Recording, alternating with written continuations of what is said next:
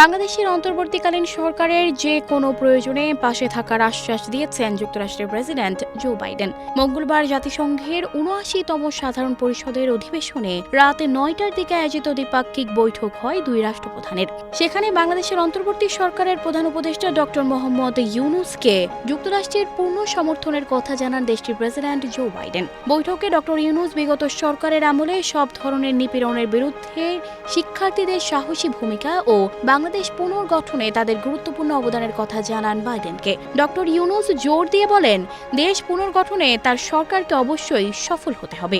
এ সময় মার্কিন president Biden যে কোনো প্রয়োজনে বাংলাদেশ সরকারের পাশে থাকার আশ্বাস দেন।